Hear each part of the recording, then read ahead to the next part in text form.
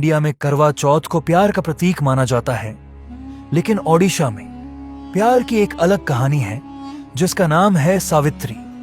एक कहानी जो बलिदान और हिम्मत की मिसाल है। कहानी शुरू होती है सावित्री से, मद्र की राजकुमारी, राजा अश्वपति की बेटी। एक दिन राजा ने सावित्री से कहा कि अपने लिए एक वर ढूंढो। सावित्री एक सफर पर निकल पड़ी। ढूंढते ढूंढते उसकी नजर एक युवा पर पड़ी जो जंगल में लकड़ी काट रहा था।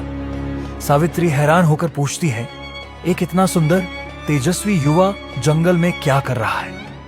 उसका नाम था सत्यवान और उसने बताया उनके पिताजी अंधे हो गए और उनका राज्य उनसे छीन लिया गया। सत्यवान की कहानी ने सावित्री का दिल छू लिया। सावित्री ने अपने पिता से कहा उसने अपना जीवन साथी चुन लिया है, एक वनवासी राजा का बेटा। ठीक उस वक्त नारद मुनि आए और चेतावनी दी, 1 साल के अंदर सत्यवान की मृत्यु निश्चित है। लेकिन सारी रुकावटों के बावजूद सावित्री ने प्रेम को चुना और राजा अश्वपति भी बेटी के संकल्प के आगे झुक गए। सावित्री और सत्यवान की शादी हो गई। दोनों जंगल में अपने नए जीवन की शुरुआत करते हैं, पर सावित्री का डर कहीं ना कहीं जिंदा था। जैसे जैसे वह दिन पास आने लगा, उनका मन और घबराने लगा। जब सिर्फ 4 दिन बचे थे, सावित्री ने व्रत रखा, बिना पानी, बिना भोजन के, और हर देवता से प्रार्थना करने लगी। जब वह दिन आया, सावित्री ने कहा, मैं सत्यवान के हर कदम में साथ हूं। पर सब कुछ करने के बावजूद सत्यवान जंगल में बेहोश होकर गिर गया और यमराज उसकी प्राण लेने आए। पर सावित्री रुकी नहीं।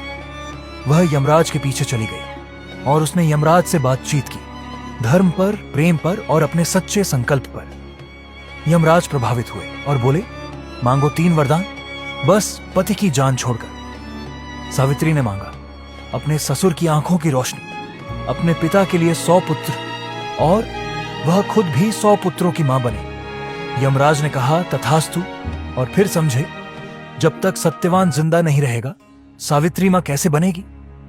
अपने वरदान में बंधकर यमराज ने सत्यवान की प्राण वापस कर दिए। सावित्री ने अपनी भक्ति और संकल्प से मौत को भी हरा दिया। तब से लेकर आज तक हर साल ओडिशा की शादीशुदा महिलाएं सावित्री व्रत रखती हैं। बिना कुछ खाए पिए व्रत करती हैं, बरगद के पेड़ के नीचे धागा बांधती हैं और प्रार्थना करती हैं अपने पति के स्वास्थ्य, लंबी उम्र और सुख के लिए। अगर यह कहानी आपके दिल को छू गई हो तो फॉलो जरूर करो।